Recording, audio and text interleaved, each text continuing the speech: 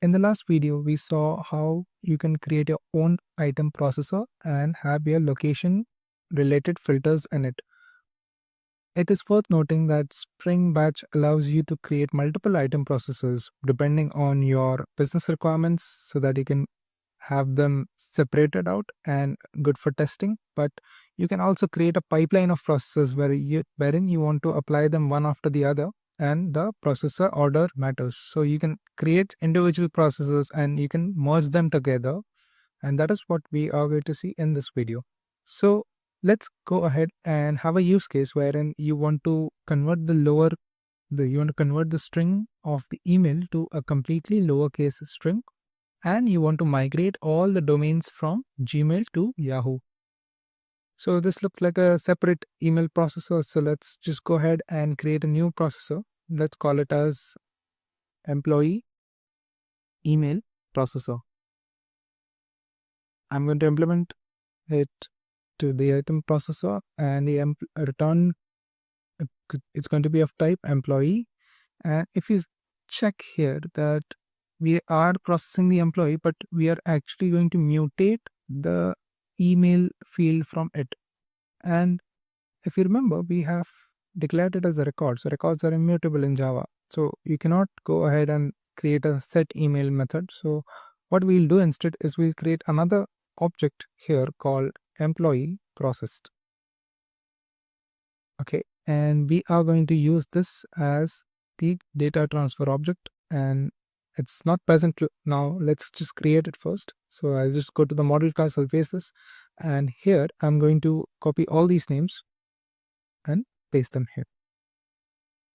So the COPA encapsulation in this one,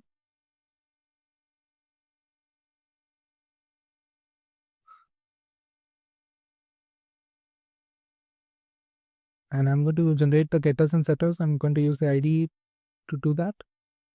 Let's also go for toString. So we want to print it on the console sometime. So toString will be of much help to us. So I think this class is done. Let's close this. And as you can see, the compilation failure has gone. Also, let's make this as a component. This looks good. Now we are supposed to copy all the fields from the employee object and create a new object called the employee processed object, and that is supposed to be returned from here. So what I'm going to do that, this is a boilerplate code. So I'm actually going to use one of the IDE plugins for this. You have to install this plugin. So it's called the getter setter converter. I'll leave a link to this plugin in the description. So I'm just going to press Alt return on my keyboard, and I'm just going to generate this code automatically. So first let's rename this. So we're going to copy all the fields. So let's do employee.id, employee.name. It's going to be,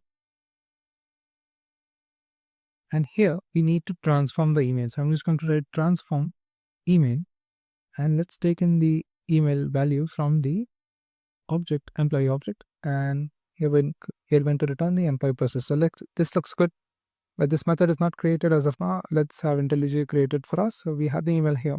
So we have to migrate the domain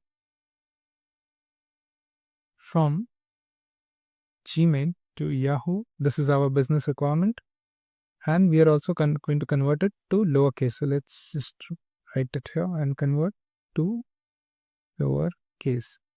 So I'm just going to do it in one line. It's going to be email dot lowercase dot replace. It's going to be Gmail with Yahoo. That's good. Let's just format this code, and this is going to transform the email and set it in this object, which is going to be passed away.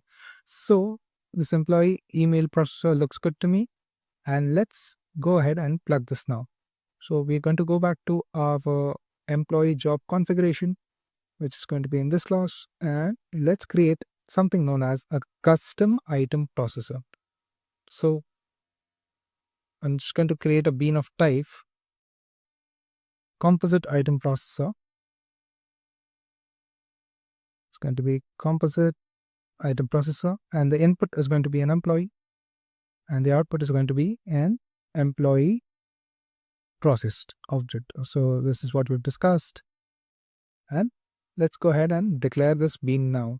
So if you remember, we saw the composite item processor is going to have a method in it. So first let's create the pojo for this. I'm going to copy this to save some time. It's going to be composite item processor equals new composite item processor. And here we have the set delegates method, which accepts a list of item processors. So we're going to have to going to supply these processors to this.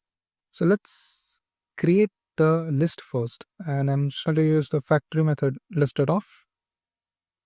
And here we are going to supply the processors that we have created. So the first processor that we have is the employee location processor.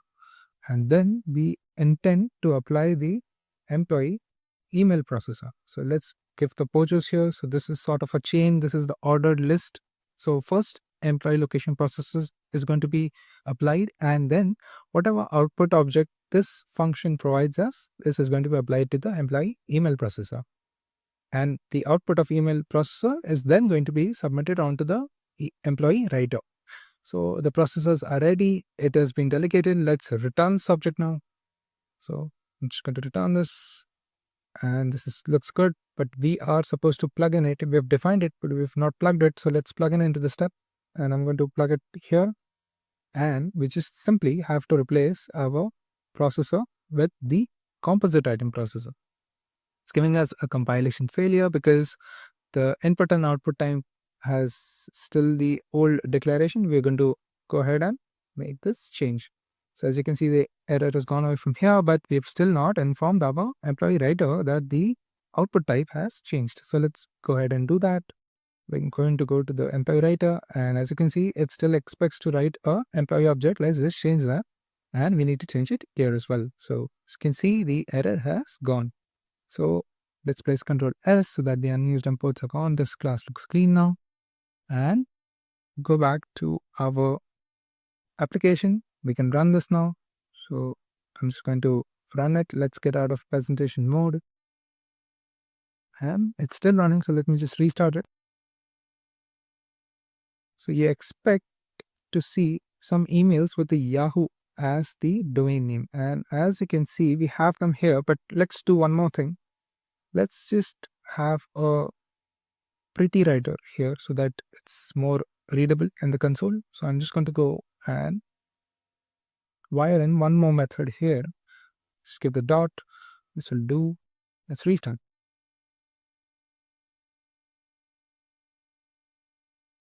So as you can see, the same JSON is visible in a better format now. And as you can see, our domains have been changed from Gmail to Yahoo, and there is no uppercase alphabet. So I think the T in Toby was caps, and it has actually worked and converted to lowercase. So our processors are now plugged in and they are working in tandem.